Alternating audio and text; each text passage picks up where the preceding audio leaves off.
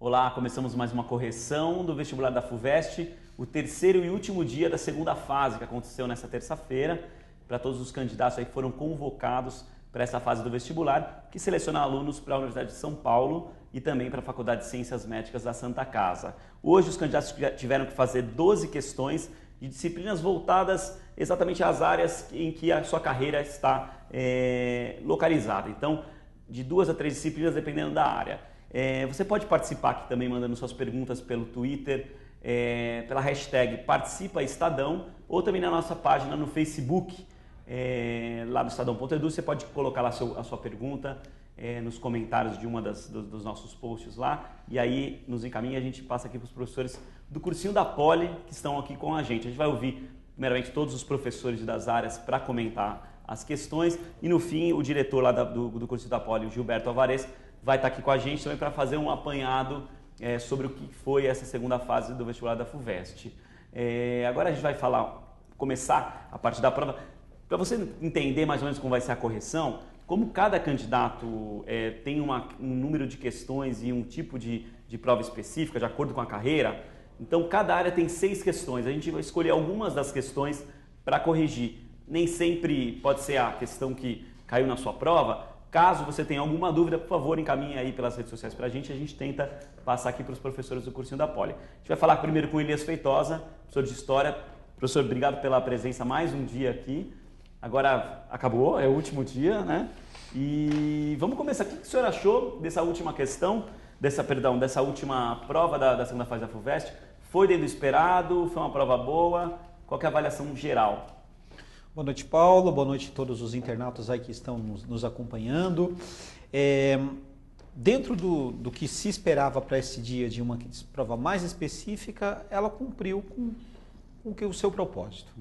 As ausências se manifestaram, talvez assim, se a gente fosse falar, poxa, faltou alguma coisa?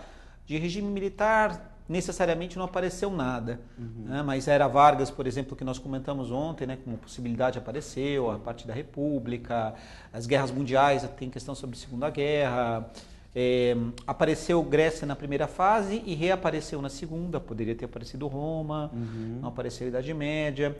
Então, houve uma tentativa de fazer uma cobertura mais abrangente do programa. Uma prova específica, conteudista, né, diferente da prova de ontem.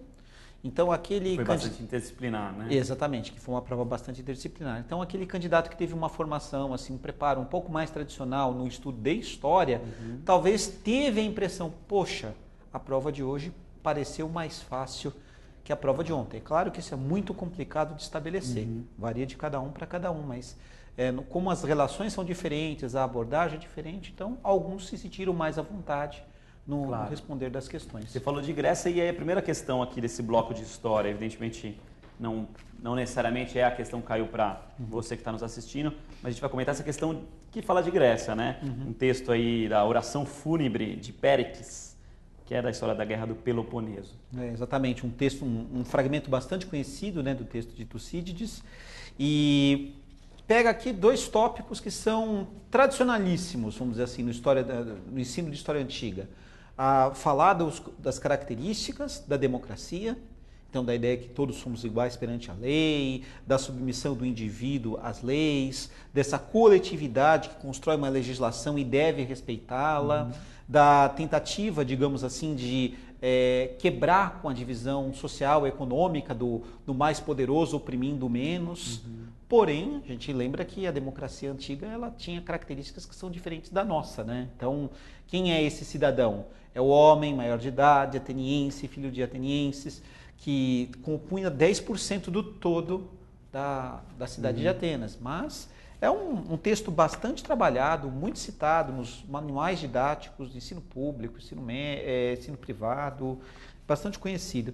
E o item B, a famosíssima oposição entre Atenas e Esparta. Então, vamos dizer assim, é uma questão bem tradicional do tema da antiguidade, sem surpresas. O item A estava no texto, então tinha que trabalhar com a ferramenta do texto aqui, destacar, é uma tradução recente, bem fluente, digamos assim, não tem B, palavras... sabendo que era Esparta, já podia desenvolver exatamente. as características. Então dava Exatamente. para Até aquele que, por exemplo, caminho tranquilo. Não tinha muita informação, mas esse aqui é um tema que a gente trabalha e tem, inclusive, aí por conta do Frank Miller, Os 300 de Esparta, adaptação para o cinema. O pessoal está com isso aí bastante fresco na cabeça. Então essa daqui acho que ajudou bastante. Essa aqui tomara os que tenha candidatos. caído para você, então, essa questão. Professor, também, o senhor comentava nessas nossas conversas anteriores, sempre tentando prever os temas que poderiam cair nesse terceiro dia, e o professor aqui comentou que a Era Vargas era um tema potencial e acertou, né, professor? Pois é, Getúlio ele tem um papel importante na história do desenvolvimento do Brasil, na questão da República.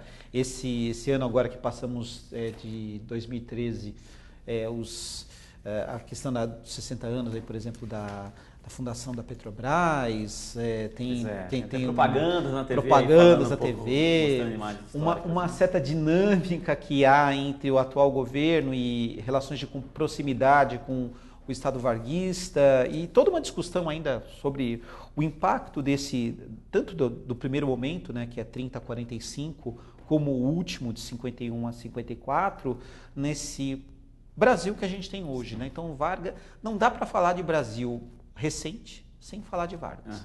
E aí, a questão, ela pedia para fazer o primeiro item aqui falando dos dois períodos, né? Porque Vargas assume o primeiro com golpe e o segundo ele é democraticamente eleito. Então, tinha que se fazer essa dinâmica da relação do que foi a queda da República Velha, a ascensão com o apoio do Exército, o Estado interventor, o centralismo, o nacionalismo. Né? E o item B é caracterizar a relação com os Estados Unidos, e nos dois momentos. E aí aquela situação, no primeiro momento Vargas flertando com o nazifascismo, depois se afastando, a neutralidade e entrando depois o quê? Política da boa vizinhança. Então aí vem Roosevelt para cá, acordos que facilitando aí financiamento para investimentos dos Estados Unidos aqui, a CSN, por exemplo, a figura tanto da Carmen Miranda quanto do Zé Carioca, sendo aí na cultura americana uma forma de propaganda, né, da nossa imagem lá e tudo mais. E no segundo momento é Brasil aliado da Segunda Guerra, né, vencedor ali, parceiro, alinhado à política estadunidense da Guerra Fria e toda a questão da influência da política estadunidense no hemisfério americano. Né? Então, as Américas sendo guiadas pelos Estados Unidos, e aí a gente sabe que a oposição da esquerda vai crescendo, e depois um pouquinho mais para frente, né, ele pega aqui, tudo bem, o segundo mandato do Vargas termina ali em 54, mas dali 5 anos, Revolução Cubana. Né? Sim, então, sim. É um tema assim, uma questão rica, inclusive com um autor que é uma das autoridades sobre referência aí, exatamente. Você falou de nazifascismo, dessa aproximação do Vargas, e a próxima questão que a gente vai comentar, que é essa 5, também traz dois cartazes, né? Isso. E um dessa época aí, inclusive da Alemanha, né? É um cartaz alemão, o outro... O outro é russo. É russo. E até eu pedi, com a gente conversando aqui nos bastidores, né, pedi a gentileza de colocarem os originais. Infelizmente, né, nossos alunos não têm a chance de trabalhar com esse material ainda. A FUVEST podia seguir aí os caminhos que PUC, por exemplo, que o Unesp, que o Unicamp já tem seguido de material colorido, né, mas vamos ver, quem sabe, no futuro. 2 cartazes. O primeiro, que tem essa moça que pede os braços em ajuda, e o segundo, que ali tem uma espécie de monstro.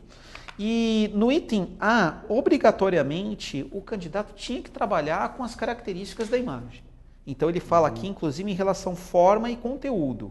Então, aqui, se a gente for falar assim, a questão do conteúdo, o medo é um sentimento bastante trabalhado. Então a moça que pede ajuda, ela sofre, ela é a encarnação da Bielorrússia, né? O povo que sofre, a mulher sofrida. E ali o cartaz alemão mostrando a ameaça americana. Eu acho interessante também porque ele tem a cabeça de um membro da Ku Klux Klan. O corpo ali é uma gaiola com negros aprisionados, né? Tem ali um saiote com a bandeira de Israel, o sionismo, né? Uma faixa que tem falando assim, olha o perigo do liberalismo, o capitalismo e tal, mas a gente sabe muito bem que o regime nazista não era nenhum paraíso. Né? Era bom para quem era nazista, agora para quem era inimigo. Então esse jogo, né, de usar criar uma imagem forte. Então a forma é o apelo, alguém pedindo ajuda, ou o monstro que ameaça, e o medo sendo a referência, né? Se eu peço ajuda, eu estou sentindo medo, eu estou em necessidade. E se é um monstro que ataca, é o terror, né? E chama a atenção ali dos candidatos, na prova deles, eles não conseguiriam ver, tá um tom mais escuro tal, né? Mas ali, como a gente colocou o colorido, tem a questão do sangue, né? Essa palavra em cima, libertadores, então os nazistas questionando, mas eles não eram também nada libertadores, né? E aí o candidato tinha que tentar lidar com essas informações. Até a expressão da menina no colorido fica um pouco mais fica realçada. Né, o sentimento de dor, de força. Legal. E o item B, abordagem assim, caracterizar o regime fascista, né, nazista, e caracterizar o regime soviético. Então, vamos dizer assim, talvez o item A um pouco mais dificultoso. O B, uma abordagem mais tradicional. Saber o que é o regime da extrema-direita e o da extrema-esquerda. Legal. Professor, obrigado pela colaboração e pela essa aula. A gente volta daqui a pouco para continuar com a correção aqui da segunda fase da FUVEST. Até mais. Voltamos aqui à correção da segunda fase da FUVEST. Enfim, o último dia da segunda fase. Vamos conversar com o professor Billy Malaquias, de Geografia do cursinho da Poli, para falar um pouco desse bloco de questões. Vamos comentar algumas das questões que estavam no bloco de Geografia e que, dependendo do curso que você escolheu, pode ter caído para você. Obrigado, professor Billy, mais uma vez, mais um dia aqui com a gente. É o último agora. Obrigado a você. Professor, o que o senhor achou, em geral, desse bloco de Geografia, tanto em relação à dificuldade, como em relação aos temas que foram abordados?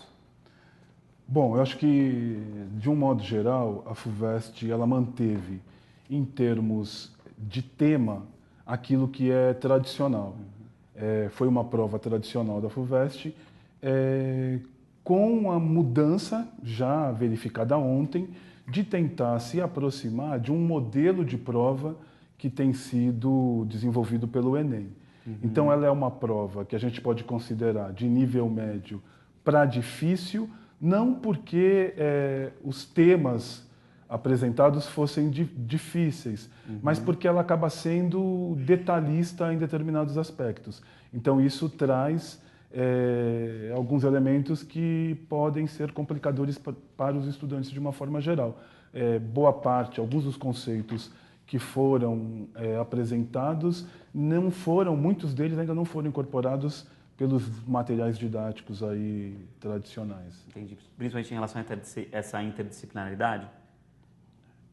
Eu acho que o emprego de alguns conceitos, como, por exemplo, o conceito de janela demográfica, que é o que tem na primeira questão, é um conceito que vem sendo desenvolvido e trabalhado pela ONU, mas que ainda não está devidamente incorporado nas diretrizes, enfim.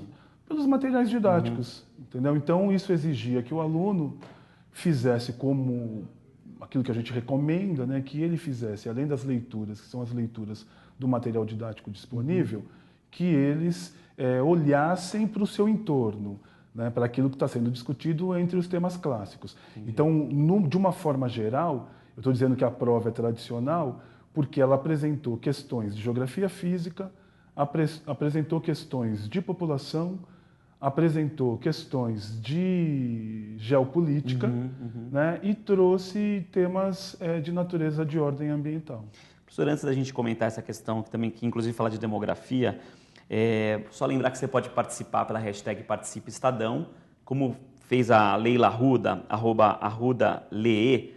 Ela, na verdade, fez uma pergunta que o professor Elias já respondeu, que era em relação à questão da Bielorrússia, mas obrigado, Leila, por participar. Daqui a pouco a gente vai entrar com a Bruna Torres, que já está aqui conectada, mas daqui a pouco ela faz uma pergunta para o Billy. Professor, essa pergunta a G1 do bloco de geografia, essa que inclusive fala de janela demográfica. Eu queria que o senhor comentasse com mais detalhes começar nossa correção.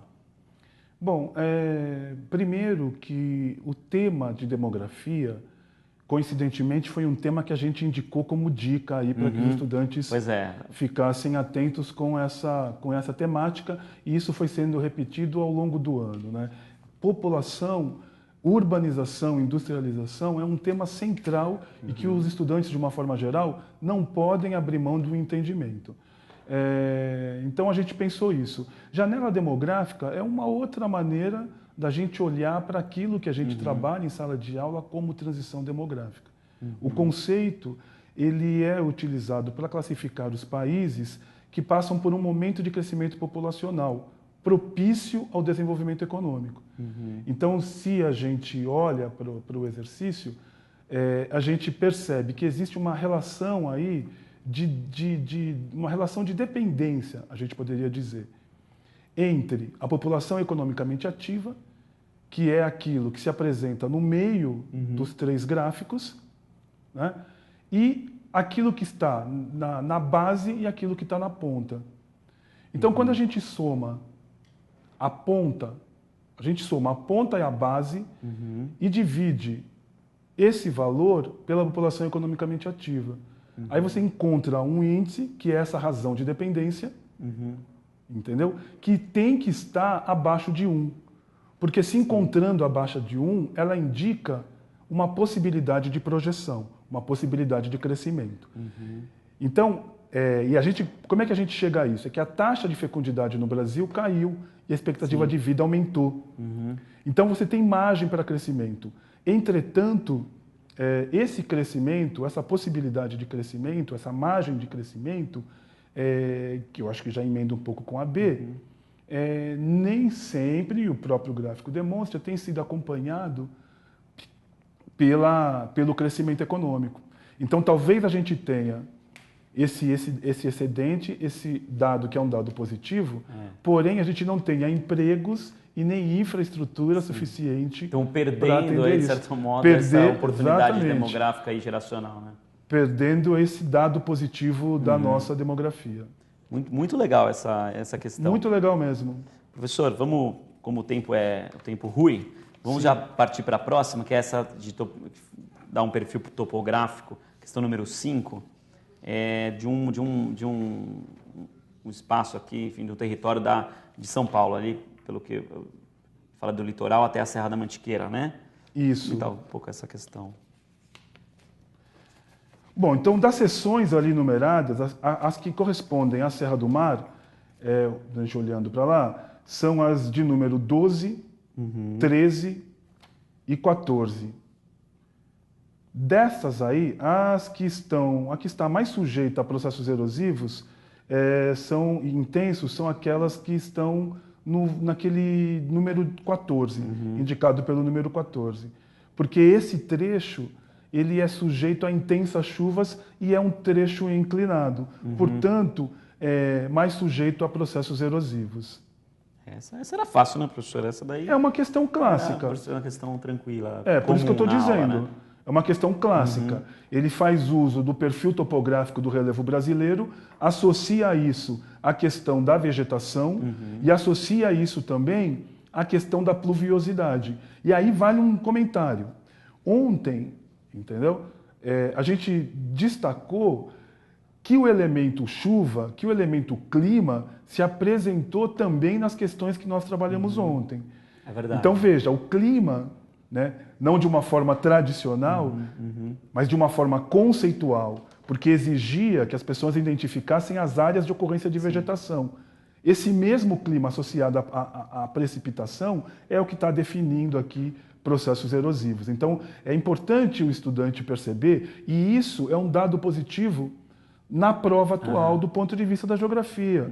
Porque a questão ela é menos conteudística, eu estou falando exclusivamente da questão de geografia, e mais conceitual. Exige que o aluno domine determinados conceitos para interpretar esses conceitos à luz de determinadas questões. E essa B, ela pedia algum conteúdo específico de conhecimento da geografia do Estado de São Paulo, ou era o conhecimento de clima e análise de... Então, aí você deveria que... Porque a B vai dizer... em relação ao tamanho da vegetação. Isso está associado, obviamente, à altitude e à menor temperatura e, consequentemente, à menor precipitação. Um outro elemento que é explicativo do stratus, né, do tamanho da vegetação no pico, ali na Serra da Mantiqueira, é a menor profundidade do solo. Entendi. Então dava para Sim, é trabalhosa, isso que a gente disse. É uma prova trabalhosa, talvez tenha trazido algum descontentamento para os alunos, para os estudantes, mas a gente entende, eu pelo menos entendo, e a equipe de geografia entende que tem sido um avanço. A nossa primeira avaliação era que a prova era fácil, depois a gente foi percebendo que os conteúdos são conhecidos, mas o nível de dificuldade e aquilo que se exige, entendeu? Pode ter colocado um pouco de dificuldade, mas nada que não tenha sido trabalhado em sala de aula com os estudantes. Vou falar com a Bruna Torres, que está prestando letras, foi para a segunda fase na USP, né? E ela contou para a gente que na Unesp ela prestou para a História. Bruna, tudo bem? Boa tarde, você está me ouvindo? Tô ouvindo, só não tô vendo, mas tô ouvindo. Tá bom, já é... Mas a gente está te vendo, viu, Bruna? Já é algo bom. Que bom, né? Ô, Bruna, deixa eu te perguntar, você achou a prova boa, achou fácil? Como você entende que foi o seu desempenho? Eu acho que eu fui bem em geografia, porque já era o que eu estava esperando, né? Era aquilo mesmo, não teve muita surpresa. Tirando a questão da Coreia, que eu acho que foi a melhor questão da prova inteira, porque todo mundo sabia essa questão, né? Agora, quanto à prova de história, eu achei que ela foi um pouquinho difícil, mas a prova de geografia foi mais fácil. Legal. Você tem alguma pergunta aqui, professor Billy, em relação a você até citou essa questão da Coreia aí? Não, da Coreia eu achei relativamente fácil. Eu tenho uma pergunta sobre uma questão que fala sobre a União Europeia e a Índia, sobre o país insular, que é a questão a B, alternativa B. Você sabe qual é a questão? Então, uma que fala eu acho que é a B da 12. É a última questão. É a 12, mas a gente não tem aqui. Da 12. Não tá com ela aqui, viu, Bruna? Não sei se... Era uma que falava sobre o produto nacional bruto e falava sobre a e falava sobre sobre a quantidade de pessoas que existiam no local. Aí fazia uma comparação entre a União Europeia e a Índia. Será que seria essa 6, professor? Não sei se... É que tem uns dois círculos assim. Bruna, a gente vai fazer o seguinte, como a gente não... O professor não analisou com profundidade essa questão... Deixa eu ver. Tem uma outra também, que é a dos bovinos. Não sei, de repente. Tá. 4. Não, vamos fazer o seguinte, Bruna. Como a gente não analisou essa questão que você citou da União Europeia e da Índia, a gente vai comentar uma outra questão que o professor Billy tinha preparado para a gente e depois a gente pode voltar e comentar essa questão que você ficou com uma dúvida. Pode ser? Pode ser. Legal. Porque aí a gente comenta essa questão número 4, que é a questão que fala, inclusive, deixa eu até... pegar aqui, que fala aqui da região metropolitana de São Paulo, é isso, né, professor? Essa que fala da região metropolitana aqui. Do esquema, do mapa esquemático do Rodoanel, né? Isso. Legal. E aí depois a gente tenta voltar com a questão que ela levantou, tá, professor? Mas comentar essa questão essa 4 sobre o Rodoanel, por favor. Bom, essa questão, né, ela é uma questão clássica também, né, porque ela pede aqui um conhecimento que é um conhecimento de natureza ambiental associado aos processos econômicos existentes. Então, ela está dividida em duas partes, né, e a primeira parte da questão solicita que seja identificado o impacto ambiental e o impacto social que poderão ocorrer na região, considerando a construção do trecho norte do Rodoanel, e pede para explicar. Então, essa é uma questão bastante atual, sobretudo para os moradores aqui da cidade de São Paulo, porque ela tem sido discutida, debatida por ONGs, pelo governo do Estado. Então, eu mesmo já fiz umas 10 matérias sobre essas questões de impactos ambientais no Rodoanel. Exatamente. E aí pede para identificar o impacto ambiental e o impacto social que poderão decorrer disso, né? Então, o trecho em questão, ele é um trecho que atravessa o Parque Estadual da Cantareira, que é uma unidade de conservação e uma importante área de manancial, né, que abastece a cidade de São Paulo. A construção do Rodoanel nesse trecho implicará em retirada da cobertura vegetal, entre outras coisas. E a retirada da cobertura vegetal impacta a fauna e flora local. E pode ter como um desdobramento desencadear processos erosivos de assoreamento dos cursos d'água dessa área, que é uma importante área de manancial. E do ponto de vista social, uma das coisas que o estudante poderia ter abordado nessa questão é o fato das desapropriações. Sim. Então, a gente tem um número de desapropriações que ocorrem em áreas de população de baixa renda, e isso acaba virando um impacto social. Né? Na B? A B diz respeito à produção de laranja no estado de São Paulo.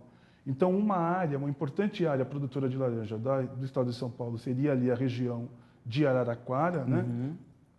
E a gente teria o escoamento dessa produção de laranja passando pela rodovia Washington Luiz, pela Bandeirantes, pelo complexo Anchieta Imigrantes, e aí alcançando o Porto de Santos e daí o mercado internacional. Você tinha que identificar onde que é essa produção no estado. A questão era pedir para você e qual era o corredor de... Identificar esse corredor. De escoamento da produção. Legal. Professor, obrigado pela colaboração. Se a gente conseguir depois responder a pergunta da Bruna, aí o senhor volta. Okay. E agradeço a participação da Bruna e boa sorte para você. Tomara que você tenha ido bem, Bruna. Você está me ouvindo? Obrigada.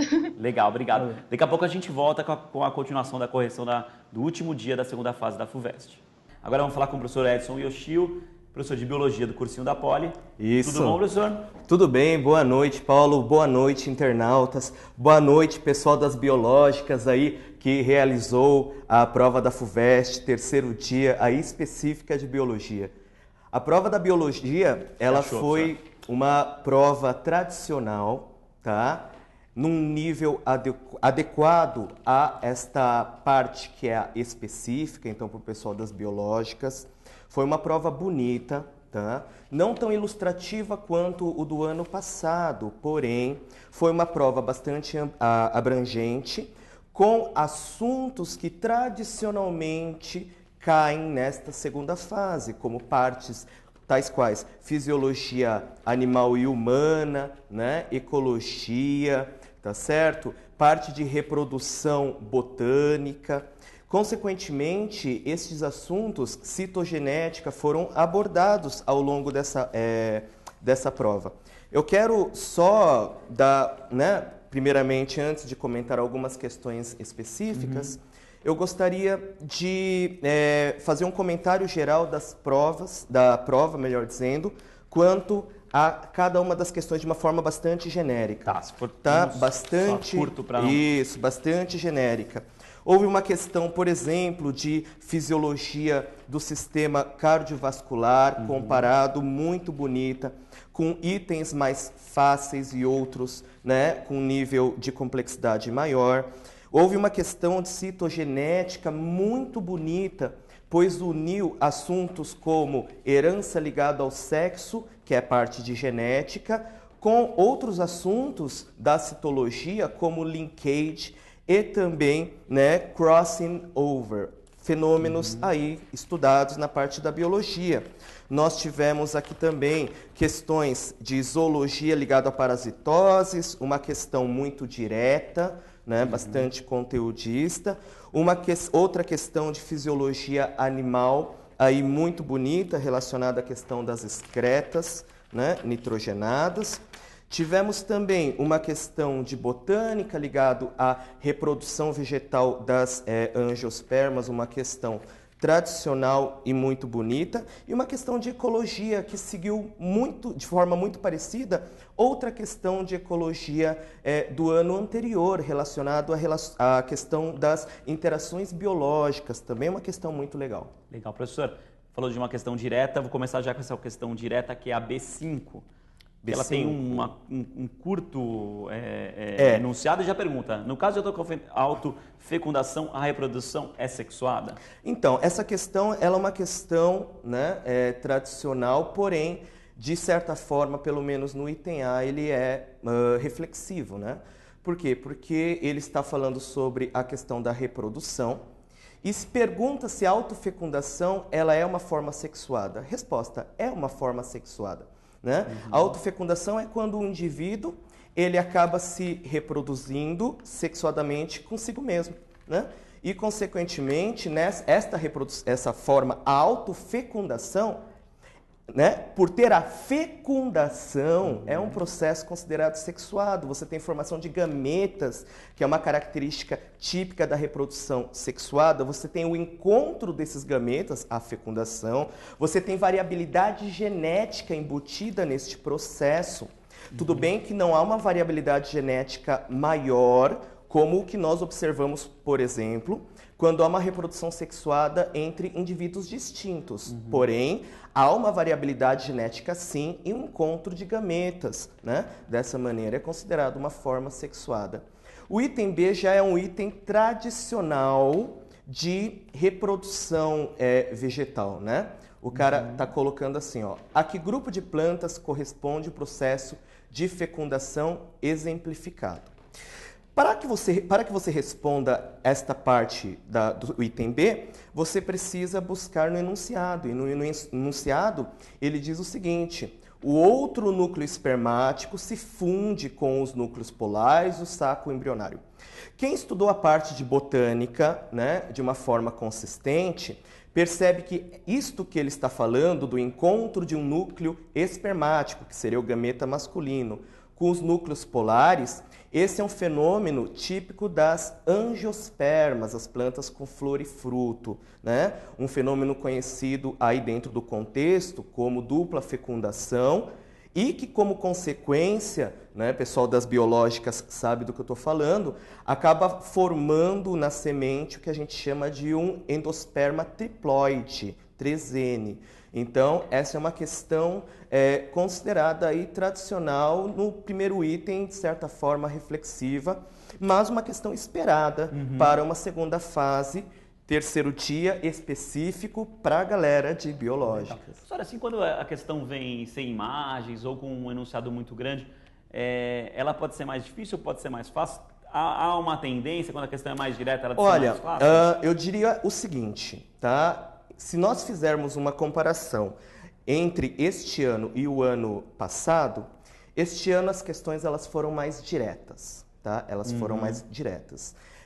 Eu diria que questões mais diretas acabam levando, por exemplo, muitas vezes, a uma exigência maior em relação ao conteúdo. Então, podem e tendem a ser mais conteudistas. Afinal de contas, o vestibulando, ele não tem como garimpar muitas informações no enunciado ou mesmo na estruturação de um determinado item. Dessa maneira, né, muitas vezes a questão sendo muito direta, ela acaba, de certa forma, não orientando aquele vestibulando. Olha, você tem que seguir este caminho. Uma dica que ele pode... Isso, uma dica. Esse caminho que eu tenho que seguir?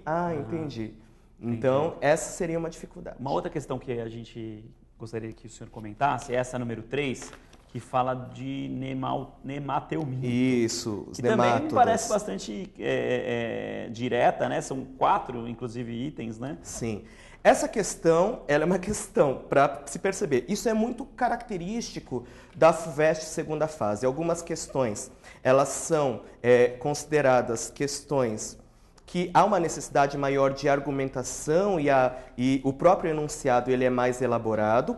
Outras questões são de respostas bem diretas, tão diretas quanto a própria pergunta. Isso é uma variação, né? A FUVEST segunda fase, ela tem muitas vezes, então, dentro da prova de biologia, algumas questões mais diretas, outras mais argumentativas, que denotam uma né, um ato de refletir sobre a questão maior.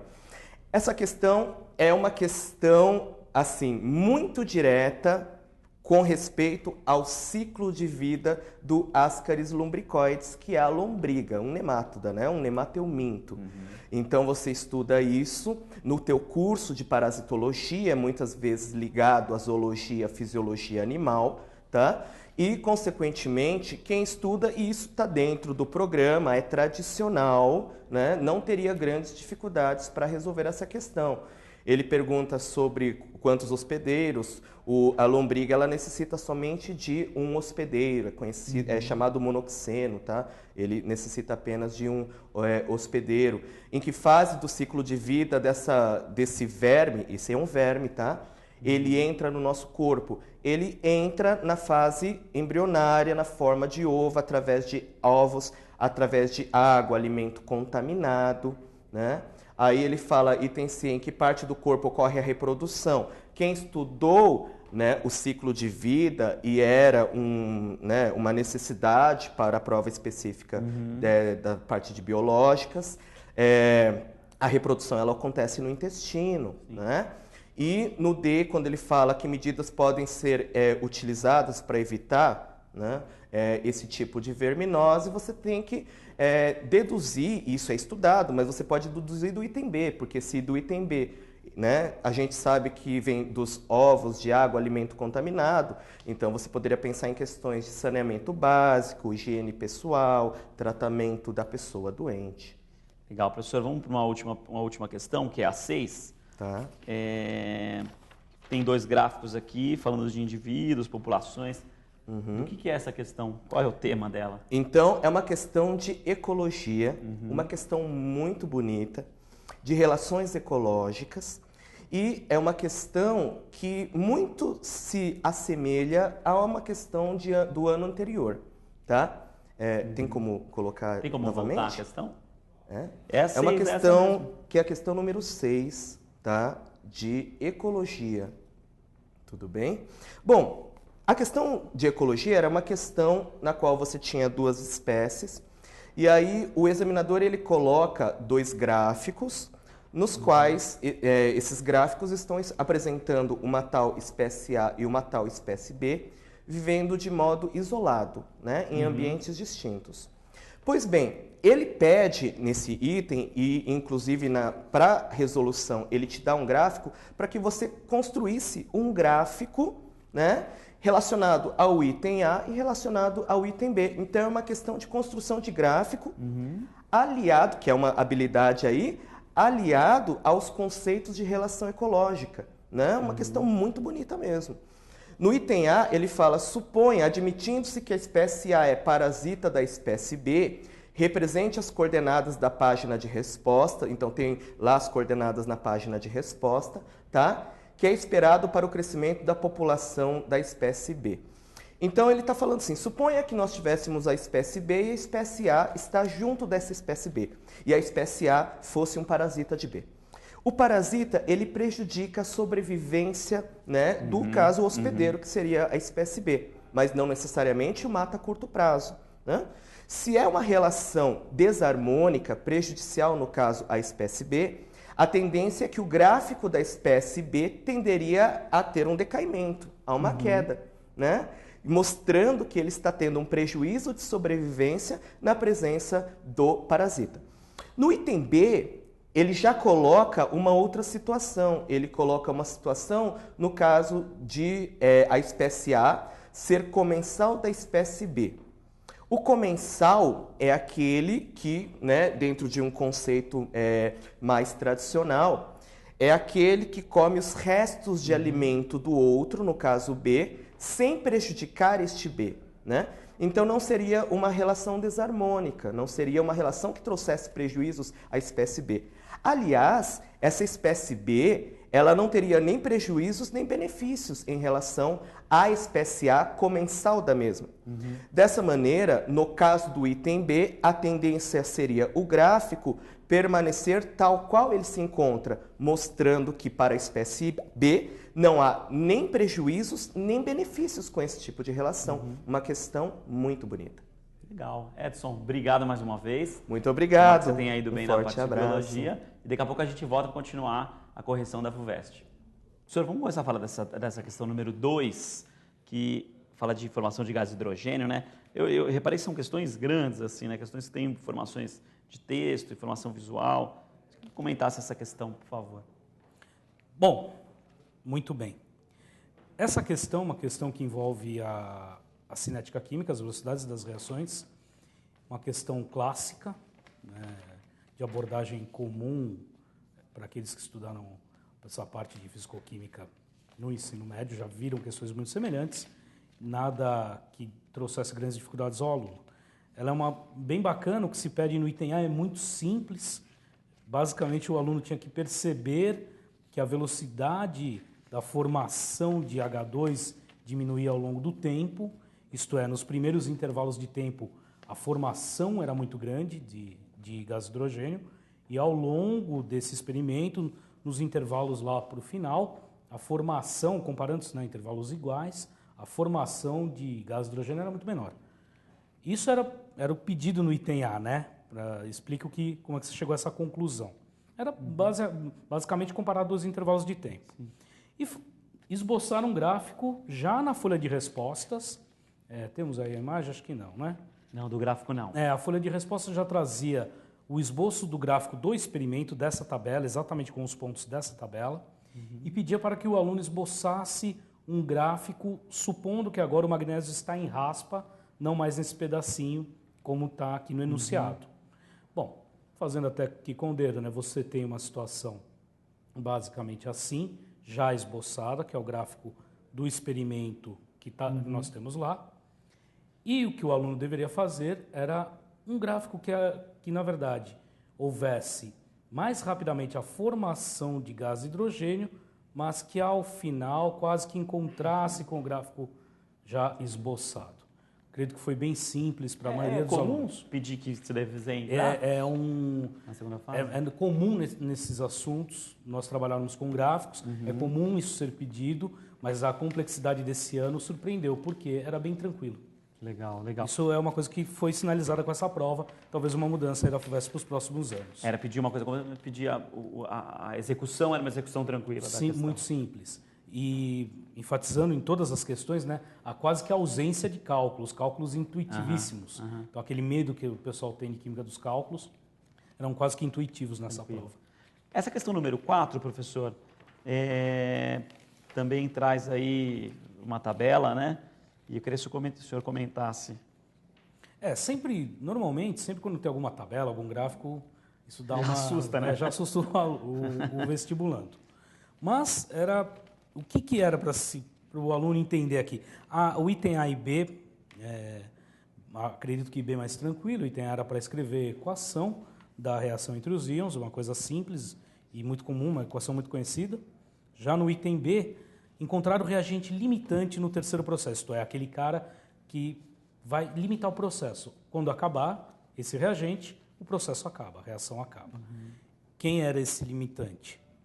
Quem, acompanhando a proporção em mols, para quem escreveu a equação correta, no item A, onde a proporção da reação é de 1 para 1, 1 mol de zinco sólido para 1 mol de cobre, 2 aquoso. Essa era a proporção que nós temos na equação. Percebia-se rapidamente que no item 3, o limitante era o cobre 2, porque ele está em menor quantidade. Há um excesso de zinco. E aí o aluno conseguiria, com o que eu estou falando, responder o item B. Já no item C, ele teria que achar o valor de x e y. É só pedir, que ele não trocou. Você poderia trocar, colocar o número 4. Outra tabela. Só para ajudar o vestibulando a visualizar a questão. Você pode continuar, professor? Não, tudo bem. Se tiver a tabela. Aí, agora está mais fácil. Agora foi. Galera. Então, pessoal, você repararia ali, como eu estava falando do experimento 3, o limitante cobre 2 tem menor quantidade, a proporção não é só tem menor quantidade, a proporção da reação é de 1 para 1 entre os reagentes, o que tem menor quantidade é o limitante. Acabou esse 0,3 de cobre 2, acabou a reação, o zinco está em excesso. Nem perguntava isso, mas é o fato. Já no 4, quer saber o valor de x e y para ter uma temperatura máxima. Como é que você conseguiria compreender isso? Se você prestar atenção no experimento número 2, o reagente limitante é o zinco, trabalhando com 0,2 mol desse cara. Então, se ele é o limitante, reagirá 0,2 mol de zinco sólido, com 0,2 apenas de cobre 2 aquoso. Então, eu tenho cobre 2 aqui em excesso. E isso deu uma certa temperatura, 26,9. Já no experimento 3, o limitante é o 0,3. Então, reagirá 0,3 de zinco com 0,3 de cobre. Então, em maior quantidade, reagirá mais do que aquilo que reagiu em 2.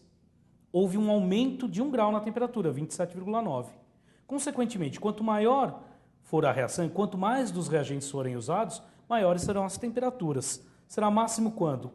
Como a gente tem um total sempre de 1 ali na penúltima coluna, sempre a soma dos reagentes tem que dar 1, qual seria o máximo aqui, a melhor situação? Meio para cada um. Meio para X, meio para Y, dando a temperatura máxima T4. Legal. Então a prova foi dentro do esperado, professor? Não. Muito mais tranquila do que o esperado. Muito mais tranquila que o esperado. Melhor. Surpreendeu exatamente ao contrário. O senhor poderia fazer um comentário breve sobre essa 3 de álcoois?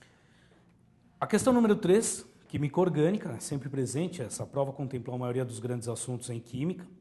E química orgânica aí presente em algo que nós comentamos muito no curso. As reações que envolvem modelos, isto é, essas reações orgânicas não necessariamente podem ter sido vistas no ensino médio. Muitas vezes nem aparecem em alguns livros ou em alguns conteúdos. E realmente essa aqui não mesmo, principalmente essa segunda aqui, essa maior zona, que assusta. Poderia até assustar. Mas pra nada mim, mais todas é. assustam. Todas assustam, mas na verdade, o que nós treinamos isso bastante em alguns exercícios, porque isso é comum também na FUVEST. Basta você seguir a receita que está no enunciado.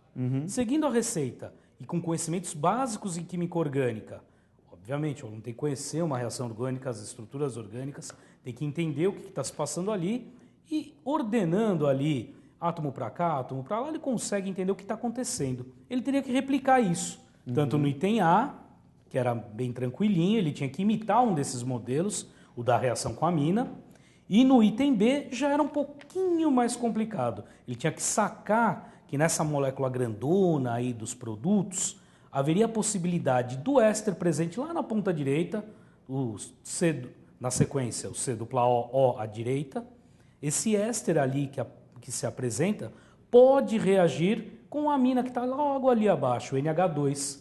Aí como que ele saberia isso? O modelo diz, ésteres reagem com aminas. Ali haveria a formação de um ciclo, sendo que o carbono do C dupla O se ligaria diretamente ao nitrogênio do NH2, perderia um H esse NH2 e sairia ali ainda o álcool com 2 carboninhos, o etanol então. Ok? Legal. Professor, obrigado pela colaboração com a gente e pela aula que o senhor deu. Você pode continuar participando aqui da correção pela hashtag #ParticipaEstadão.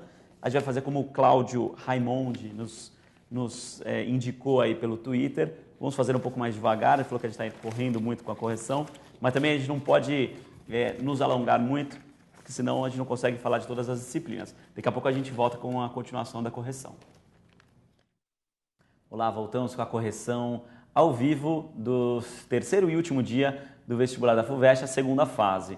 Você pode participar com perguntas pelo Twitter com a hashtag #ParticipaEstadão, ou você vai lá no Facebook, comenta uma pergunta lá para a gente e a gente traz aqui com os professores. Antes de trazer uma pergunta de um internauta, apresento aqui o professor Eduardo Zidoro, professor de matemática do cursinho da Poli, que vai falar agora desse bloco.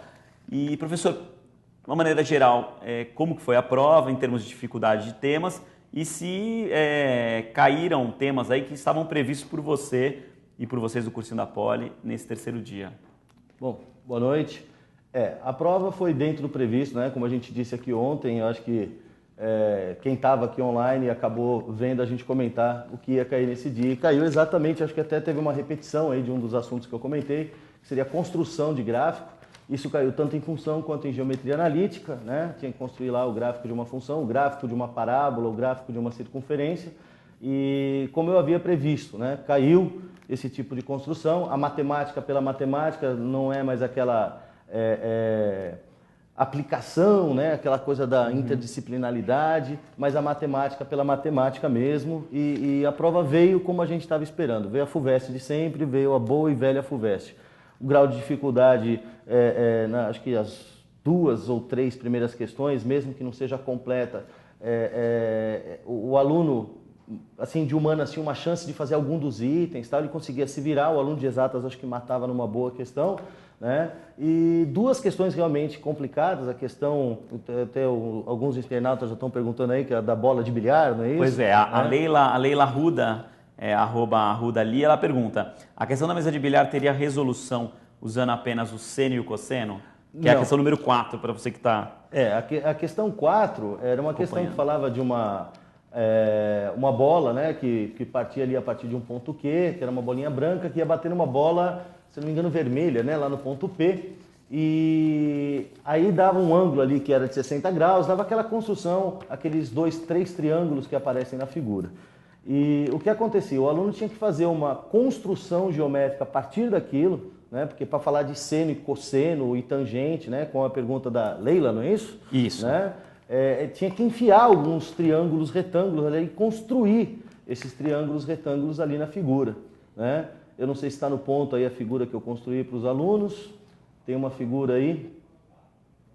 Tem uma figura? Pode pôr. Isso, ó. Essa coisa feia aí que eu fiz, eu acabei fazendo na mão, né? Aí, Leila, tinha que ter feito isso. A partir daquela figura tinha que construir uma coisa assim. E a partir disso, né, com 2 semelhanças de triângulo e mais a definição de seno e tangente, você conseguia chegar nas respostas, que se eu não me engano, eu anotei aqui, 3 raiz de 3 para tangente do alfa e raiz de 21/7 para o seno de θ. Mas não era uma questão rápida, partia de uma construção geométrica, era uma coisa um pouquinho mais complicada. É a questão mais difícil, ao meu ver, da prova. Junto com a questão 6, que era de PG, que também partia de uma coisa de sequência de triângulos, né, que também é bem difícil. Tá? Então, professor, vamos continuar com essa interatividade. Falar com o Otávio, que está aqui com a gente via Skype. Oi, Otávio, tudo bem?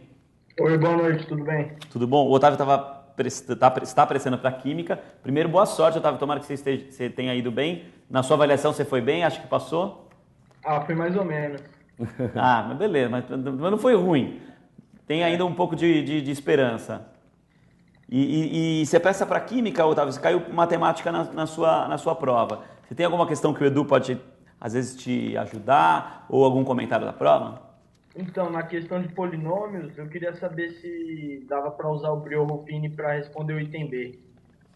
Eu não me lembro exatamente qual é o item, mas usava-se Briot-Ruffini realmente na questão, né? Era uma questão, eu fiz ela de uma maneira até um pouco diferente do outro professor que está aqui com a gente. Eu comecei usando as relações de Girard. A questão 3, questão 3.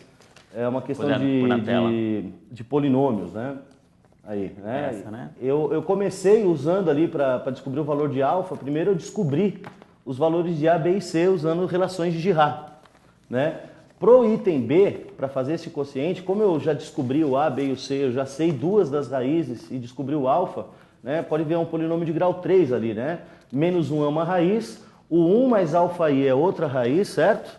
Você no item A, eu não sei como você fez essa questão, como você tentou fazer, como você já tinha descoberto o valor de A, de alfa, que se eu não me engano é 2, não é isso?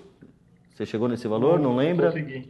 Tá, o valor de alfa ali nesse caso acho que era 2, então você já tinha as 3 raízes, então bastava multiplicar os valores ali, você já chegava ali numa equação de segundo grau. Podia usar o Briot-Ruffini, sem problema, também chegava, né? Mas é que eu optei por fazer por relações de Girard e depois um Briot-Ruffini só para fazer a divisão mesmo e responder os 2 itens ao mesmo tempo, descobrindo todos os valores ali de A, B e C. Mas podia sim, olhando agora aqui, dá para perceber que dá para fazer isso daí por Briot-Ruffini também. E Otávio, você achou a prova difícil? Você achou a prova fácil? Deixou algumas em branco? Como foi o seu desempenho? Deixei a questão da bola de bilhar e a questão... A questão 2 é que eu não me lembro qual que é. A questão 2 era de geometria analítica. Legal, a questão 2 é uma que a gente vai comentar agora então já. Exatamente. Vamos lá, professor. A questão 2 tratava ali de geometria analítica, falava de uma equação de circunferência, né? Tinha uma equação de circunferência e a equação de uma parábola, uma função do segundo grau. Bastava ali completar quadrados, você já conseguia descobrir quem era o centro e quem era o raio da circunferência. E depois você fazia uma substituição simples ali do y igual a 4 menos x quadrado na equação da circunferência. O item A você respondia de um jeito totalmente algébrico. Agora o item B tinha que fazer a construção do gráfico dessas duas curvas. E a partir daquela coisa de completar quadrado, você já chegava direto ali nos dois desenhos e conseguia ver que ficava uma região entre a parábola e a circunferência. Era uma questão assim relativamente simples até. Eu acho que dentro da prova essa questão 2 é uma questão bem clássica, uma questão que é aplicada até dentro de sala de aula mesmo, dos cursinhos, das escolas e tal. Eu acho que você ficou um pouco nervoso ali, de repente, com alguma terminologia, né? Alguma coisa, porque não me parece ser uma coisa tão complicada. E eu, como conheço você, Otávio, eu sei que você teria condições de fazer essa questão tranquilamente aí. Acho que numa situação fora de prova, isso seria uma questão mamão com açúcar para você, viu, cara? Eu te dei aula e eu sei o que eu tô falando. É a pressão do vestibular, né? A pressão do vestibular contou. Otávio, boa sorte aí tanto no desempenho da FUVEST, mas na sua carreira acadêmica aí, que certamente não vai acabar hoje. Obrigado pela participação. Professor, obrigado, de uma maneira geral... Obrigado. Valeu, obrigadão, cara. De uma maneira geral, o estudante para fazer essa prova de matemática, ele teve que estudar o ano inteiro com grande dedicação, ou um estudante comum fazia? Não, aqui precisa de um aluno bem preparado. A gente está falando de uma segunda fase da FUVEST, mesmo as questões ditas que eu comentei que seriam um pouco mais simples, né, tal, não são questões elementares, são questões intramatemáticas, é uma questão para quem está estudando matemática. Eu acho, para um aluno de escola pública, e como eu vim de escola pública, eu sei o que eu estou falando, e eu vim de um tempão atrás, vamos dizer assim, eu não me lembro, na minha época de estudante, tudo bem, pode parecer que faz muito tempo, mas não faz não. Mas eu tenho, por exemplo, familiares que estão em escola pública, eles não veem esse tipo de questão. Aluno de cursinho está acostumado a ver, sim, esse tipo de questão. Né? Algumas não são novidades, mas a FUVEST sempre surpreende, né? Ela sempre aparece com algo a mais. Essa prova veio mostrar que a FUVEST sabe fazer também uma prova específica de matemática. Ontem ela mostrou, por exemplo, que ela sabe fazer uma prova interdisciplinar. Hoje ela mostrou que ela continua sabendo fazer uma prova temida, né? Uma prova, a primeira e a segunda, como eu disse no começo, a primeira, a segunda e a terceira eram questões que o aluno de humanas, o cara está prestando direito, ele tinha chance de fazer. Se ele se dedicou a estudar matemática, né, o cara que tem direito, por exemplo, ele tem chance de fazer essas questões, né? O aluno, as questões 4 e 6, que as duas que envolvem geometria plana e tal, já era uma questão mais parruda, né? O cara precisava um pouco mais de torque para resolver a questão, né? Mas aí eu acho que eram questões que estavam para as carreiras de exatas, né? Bloco de exatas e tal. Legal. Mas é uma prova bem formulada, uma prova bem abrangente até, né? Você só tem 6 questões, eu vi as 6, né? Mas cada aluno só fez acho que 4, não é isso? Sim, né?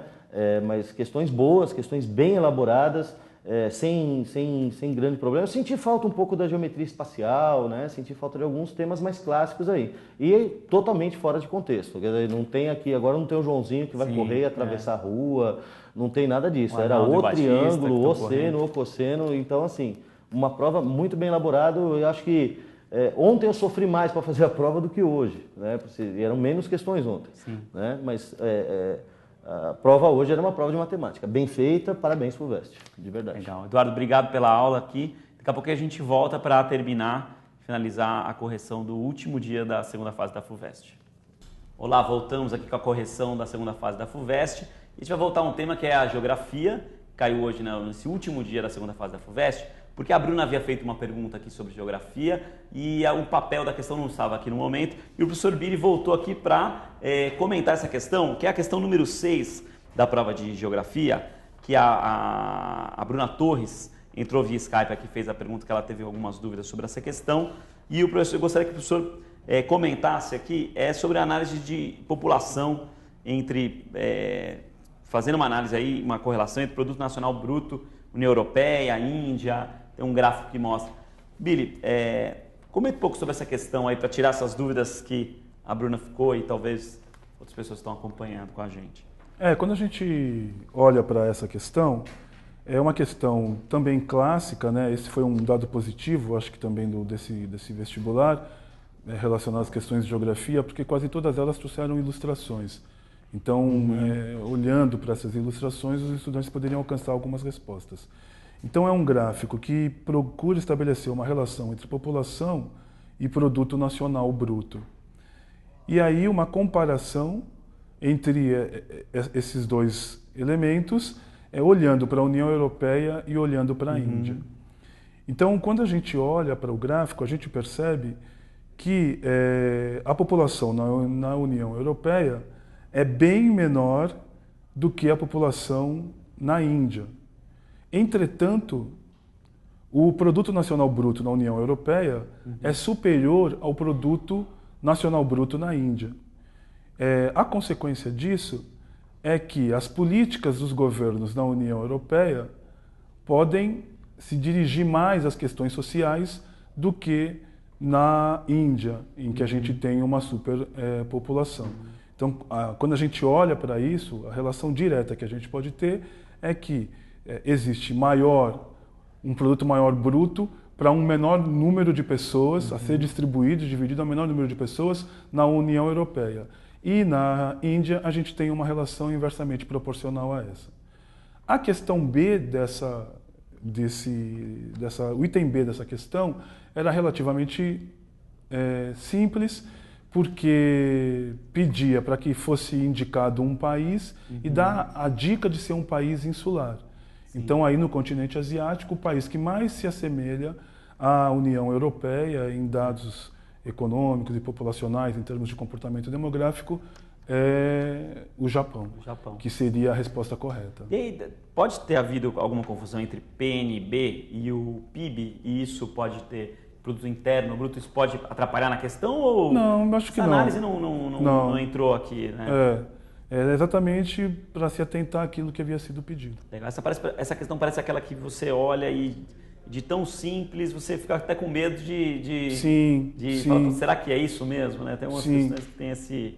Sim. Isso que eu estou dizendo, ela não era uma questão simples, porque obviamente ela estabelece determinadas comparações relacionadas ao desdobramento do produto nacional bruto associado ao contingente populacional. Né? Então o aluno precisaria ter um quadro dessas duas realidades, né? E ter também um conhecimento conceitual sobre isso, sobre o produto interno bruto, sobre o produto nacional bruto, né? Sobre população, para que ele pudesse chegar à resposta, ele ou ela pudesse chegar à resposta mais positiva. Legal. Billy, obrigado pela... Eu que agradeço a participação da Bruna e agradeço o espaço concedido pelo Estado de São Paulo. E daqui a pouco a gente volta com o final aqui da correção da segunda fase. Voltamos finalmente para o comentário geral sobre a segunda fase do vestibular da FUVEST. Hoje foi o último dia dessa segunda fase e os vestibulandos já enfrentaram uma primeira fase no ano passado. Foram convocados um pouco mais de 30 mil candidatos, fizeram 3 dias de prova de domingo, segunda e terça, respondendo questões de todas as disciplinas. Depois, no dia de hoje, questões direcionadas à carreira que ele havia escolhido. Eu estou com o professor Gilberto Alvarez, o Giba, professor que é o diretor do cursinho da Poli, e para a gente comentar um pouco sobre o que essa edição 2014 da FUVEST nos traz de elementos para a gente discutir tanto a formação dos alunos, o que se esperar para o próximo ano. E, Giba, o que você achou da FUVEST 2014 em relação aos outros anos, em relação aos vestibulares que já aconteceram, em relação ao que foi exigido dos alunos? Boa noite, Paulo. Boa noite aos internautas que estão nos assistindo, os sobreviventes da FUVEST, né? É inegável que esse tipo de vestibular é o que se espera do aluno que vai enfrentar não só a universidade, mas vai enfrentar o mundo do trabalho daqui para frente, Paulo. É uma prova que a escola não está preparada a preparar esse aluno. É um aluno diferenciado. Nenhuma escola? Ou pouquíssimas escolas? Pouquíssimas escolas no Brasil têm projetos pedagógicos que a ponto de preparar para uma prova como essa da FUVEST. Não só por conta das relações que se exige, é uma prova que ela é disciplinar, obviamente, ela exige conteúdos das disciplinas, mas ela é conceitual. É usar essa disciplina sempre e esse conteúdo em nome de algo. Então, essas relações a escola não traz. E mais, a escola não prepara o aluno, não orienta ele a solucionar problemas novos. Porque o que a escola faz com a gente, na verdade? Ela simplesmente é o nosso embasamento para que a gente consiga absorver coisas novas. E a escola não faz isso. O aluno, para fazer essa prova da FUVEST, mesmo da Unicamp, da Unesp, do Enem, é um aluno com vários repertórios. E é importante dizer para esse aluno que, além de uma boa escola, ele tem que estudar, ele tem que se preocupar com a formação dele. É uma mania brasileira achar que a educação ela está na escola. Educação não é só na escola. A educação depende de nós. O aluno tem que ler, ele tem que se interessar, principalmente pelo mundo que ele vive. Isso é fundamental para fazer uma prova como a da FUVEST. Legal. A gente está numa época de inscrições no SISU e que usa, as instituições que estão no SISU usam o Enem como vestibular, né? Como forma de seleção. E depois que o Enem virou vestibular em 2009, enfim, foi um advento aí de mudança nesse mundo do vestibular. E o presidente do INEP, tanto o ministro, sempre falam sobre um esforço de o Enem influenciar o ensino médio e ser uma matriz para que o ensino médio faça uma reforma, reflita sobre ele mesmo. Levando essa reflexão para a FUVEST, você acha que a FUVEST, em que medida ela consegue refletir ou influenciar essas escolas para repensar o seu modelo pedagógico e em que medida esses modelos pedagógicos aparecem na FUVEST? Ela reflete e ela faz com que hoje, não só o ensino médio, mas a educação básica como um todo seja objeto de reflexão. O importante, e boa parte das escolas, inclusive algumas escolas que a gente se relaciona, procura resolver a preparação do vestibular dos seus alunos colocando um curso pré-vestibular dentro da própria escola. É muito mais complexo. A escola, ela precisa entender que ela precisa mudar o seu projeto pedagógico, ela precisa mudar o seu ambiente. Os laboratórios não podem ser mais laboratórios de verificação de algo que já aconteceu. O aluno precisa aprender a comprovar hipóteses, a solucionar problemas novos. A cultura ela tem que entrar na escola. Pela cultura, o aluno aprende não só a se expressar, mas ele aprende a estudar. Ele aprende a estudar muito mais do que a disciplina exige. Então, a escola precisa ser repensada. O professor, obviamente, precisa ser valorizado, mas é todo um projeto pedagógico que tem que ser modificado. E a prova da FUVEST, tanto na primeira fase como essas três, mostram claramente essa reflexão. A FUVEST não dialoga com a escola que nós temos. Que perfil de aluno, então, a FUVEST procura, já que ela não dialoga com essa escola que a gente tem? Um aluno com vários repertórios, o aluno ele tem que ter o repertório cultural, ele tem que saber de literatura, ele tem que saber da língua portuguesa, ele tem que saber dos elementos da matemática. É um aluno que tem que saber as disciplinas de física, de geografia, de biologia e mais. É um aluno interessado no mundo que ele vive. É importante mostrar para o aluno que os vestibulares eles são contra uma maré que procura ser mostrado para o aluno. Não é os vestibulares não exigem o aluno de senso comum. O que é o aluno de senso comum? Aquele que reproduz muito facilmente as coisas, as informações que ele recebe. Ao contrário, o vestibular ele exige um aluno que recebe a informação, mas que essa informação ele consegue transformar em conhecimento e esse conhecimento faz com que ele seja crítico à informação. Então é um outro tipo de aluno. Não é um aluno das redes sociais. Mas, professor, mas essas questões de física e química que a gente viu que tão específicas, elas tendem a ter a discriminar esse aluno que tem essa competência ou o cara que estudou a vida inteira física ou ficou o ano inteiro ali estudando? Mas veja que interessante. A impressão que dá é que está privilegiando esse aluno que decorou muita coisa. Mas se você somar as 3 provas, não. O tema de redação foi brilhante. Inclusive, foi um tema, não só que o aluno precisava escrever a redação sobre o aspecto de publicar, que é uma novidade, mas também foi um tema onde o aluno foi chamado a fazer uma dissertação argumentativa. Parece redundante, mas na dissertação argumentativa ele tem que emitir opinião, que é uma coisa fundamental. E para emitir opinião, ele tem que saber argumentar, ele tem que conhecer e estudar sobre vários assuntos. A própria redação, o aluno podia ir pelo lado ético, filosófico, cultural, econômico. Então, o segundo dia foi interdisciplinar. Sim. O aluno precisava ter uma visão ampla. E o terceiro dia foi mais conteudista. Na soma, o aluno tem que saber os conteúdos da escola, ter uma visão ampla, saber relacionar com o dia a dia e, basicamente, estabelecer conexões. Mesmo hoje, você pega a prova de física, por exemplo, não tem mais uma questão que cai em uma coisa só. Na própria prova de física, teve relações com outros temas da física.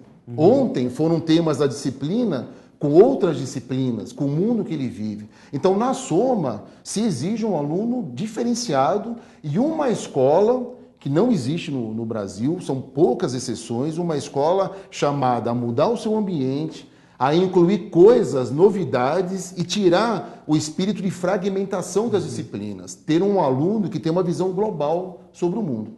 Como esse aluno pode se preparar rapidamente? Como que o aluno pode se preparar para uma prova como essa? Segredo.